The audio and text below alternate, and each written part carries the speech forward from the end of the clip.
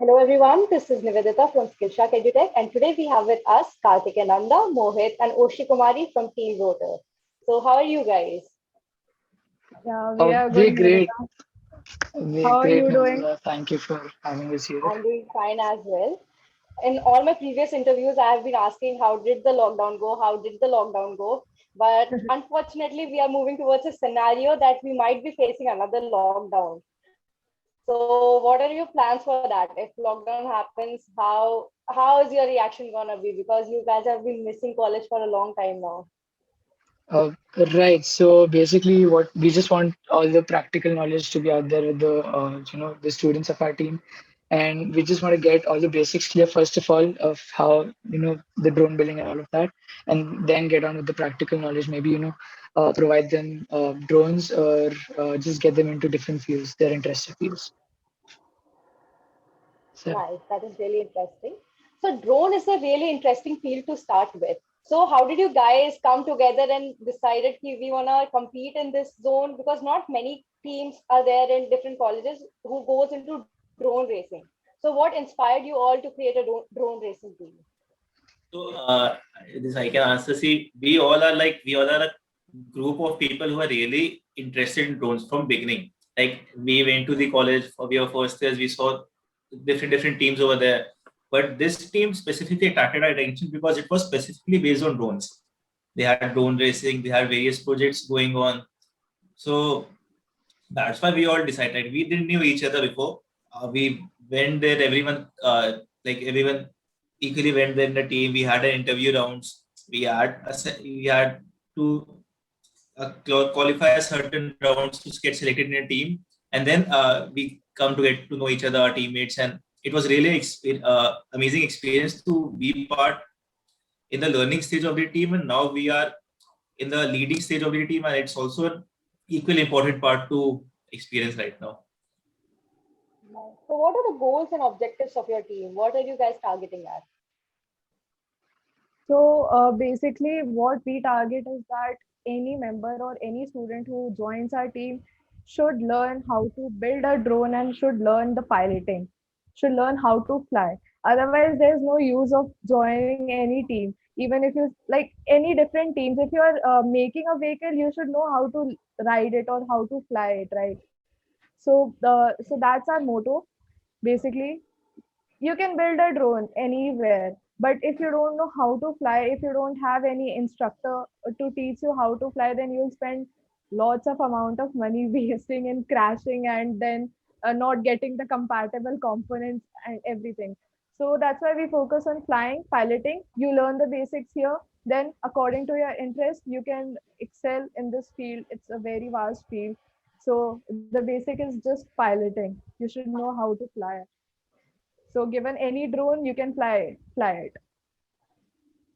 So Right. coming to the topic of excelling how to fly a drone or how to pilot a drone, you are the pilot for the team, right?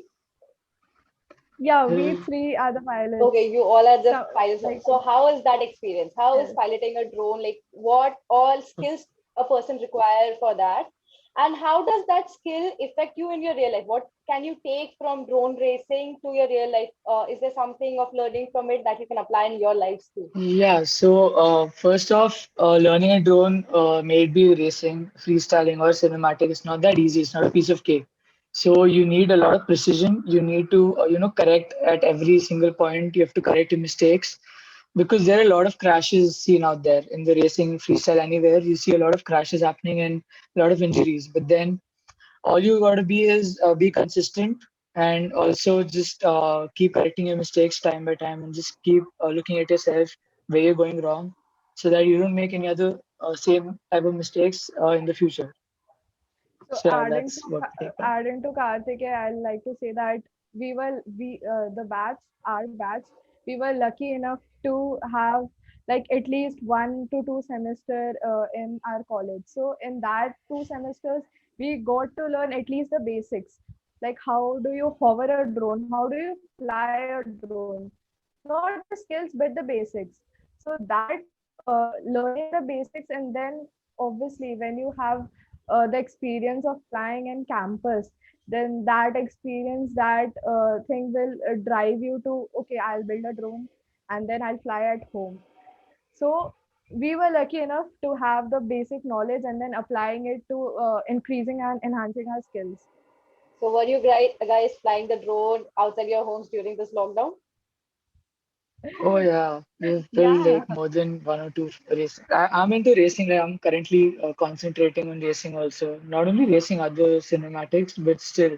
So I usually go out in the weekend. I have a bunch of friends over I here. usually work Yeah, on who stay nearby. I just go out autonomous with them. drones. So like I make drones that can fly themselves. They can perform certain tasks, certain functions, and certain things like I can communicate it using my laptop without a transmitter or anything.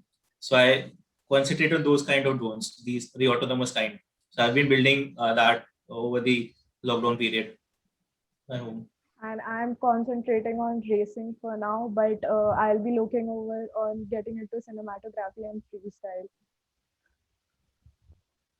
So as you guys told, drone is a very new technology, at least to India right now. And people Right. are still adapting, getting themselves adapted to it. So how do you think drone can solve some of our daily life's problem like logistics or cinematography or agriculture?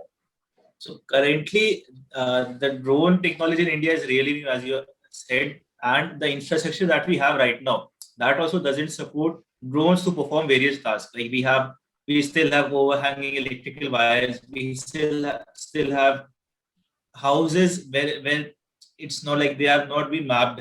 The houses have not been mapped. So to perform an autonomous task by a drone, it needs certain parameters. Like it should have a clear path. It should know where everything are. So right now in India, that's not possible because yeah. So you see one day you see a house over here, other day it's gone. So there's nothing permanent as of now.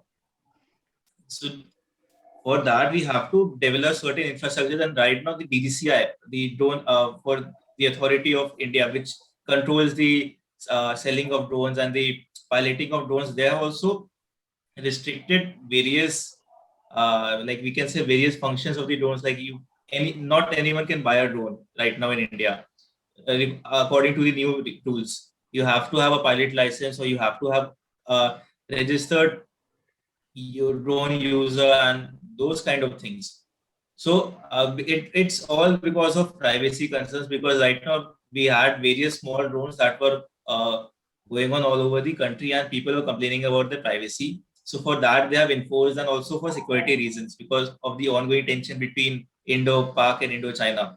So due to these rules were imposed. So that's a little bit drawback on us create like us sites, because we are there to build drones and they're specifically trying to uh, impair us in building drones. So current such situation in India, they do not support us to use drones in day-to-day life, but I think in future it will improve.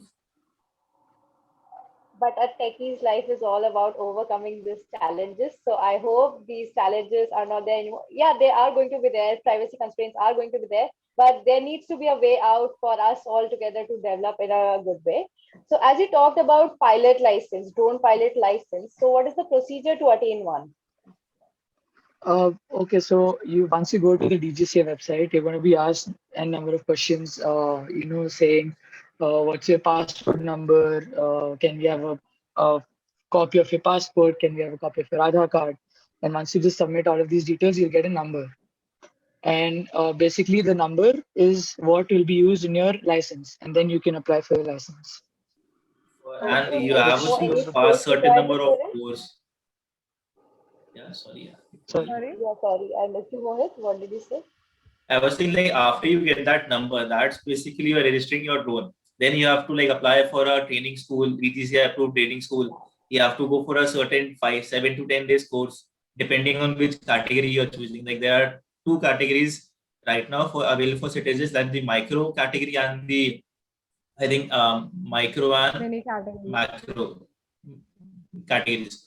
So you have to apply for one of the two licenses, and then you have to train, and you'll have to pass the training test, and then you'll get the license. So it's a tedious process for any aspiring pilot right now, but I think it would improve in the future. I guess I've understood the difference Talking about there. drone, Yeah, tell Oshi. Sorry. I said our audience can get to know about this procedure from here and more drone pilots we might see in the future. Oh, definitely. Yeah, like if you say talking about drone registering, it's pretty easy. Like you can do drone registering, but having a pilot license, Means that's pretty difficult because there are very less centers, DGC approved centers where you can get the piloting license, or you have to directly communicate with the state government to get the drone license. And that too, it's not like you'll get just you need to show them how you fly and pay a certain amount of 1 to 2,000 like we do to get our vehicle license. That's not the thing. Here you need to pay like it depends on your type of drone, but it it also extend it's between 30 to yeah. 40,000 also. It can be to get a drone license. So that's not that's a drawback we can say because not each and every individual can like Oppose that. get Yeah, yeah. So right. that's one So drawback. I can see rotor FPV written on your t-shirts. What does FPV stand for? FPV basically stands for first person view. So what our drones basically have, most of our drones basically have is we have a camera, in the front of the drone. Is it okay if I show you what I'm talking about? That definitely. So this is a drone. This is a racing drone I had built. So this is the camera. So when you fly around, you see a first-person view, like a live video, which transmits from the camera and goes onto your goggles. So you have to use a goggle for viewing where your drone is heading towards, and that's how basically races are connected also around the globe. So yeah. That's nice. That's a new thing that I and I guess most of our audience will get to learn from here. So what is your team structure? What all responsibilities or subsystems your team consists of? All right. So basically, we have various departments which consist of racing. We have freestyle, we have cinematography, and we have autonomous. So we, try to excel in all of them. As you know, we have a lot of international ranked pilots, racing pilots. We're also getting into freestyle, also cinematography, because if you look in the future, there's a lot of scope for cinematography because there are a lot of, organizations coming up who look for cinematographer, drone pilots, just for their shots. So that's a big scope. There's a big scope in that, and autonomous definitely we're getting a lot of projects based on autonomous. We're getting surveillance projects, agricultural projects. So yeah, all of these is what our team consists of, and we just want to grow in every field and not lag in. So yeah. That's great. But once when a student committee or a group of motivated students think of starting a team in college, even after starting the team, every year they face certain hurdles, certain challenges, budget clearance. So how do you go about that? And what is your message to other people who are trying to start a team or they're already working in a team? How to go about that hurdles and how to find sponsors? How do you work around that? So All So right. So yeah. Anyway. continue. I think you are better equipped to answer this question. yeah, All Karthik right. is So, our team uh, captain. He's Oh, heading our nice. all team. All right. So, what basically you might need, which is one of the main key points, which I think you need is dedication. That's all you need because see, once you're dedicated to have a team, you'll just get it. You get people to get signed in for the team. You get your board, and that's basically it. Also, you just have to also decide if your team is going to be a self-funded team or a university-funded team. Once you pitch to your university how about your product and how the things are usually going to go ahead in the future. And once the university approves of it, you're good to go. Nice. So, what is your message from three of you to the audience who are viewing you? Let's start with Oshi. So Yeah, yeah, so I would like to say that drone is a growing field. It's a growing hobby. Not it can be a hobby like you if you say racing and freestyle and even cinematography can be a hobby. And if you want to be professionally in drones, you can go for autonomous.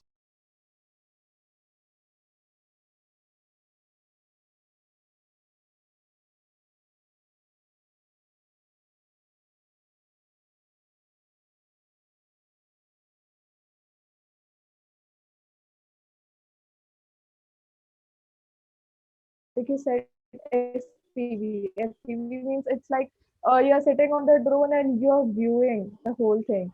So that's really very good. Beautiful. Bird eye view is no Beautiful. longer a virtual reality right now. People can Yeah. actually feel that. Yeah. Yes. So Mohit, what's your message to our viewers?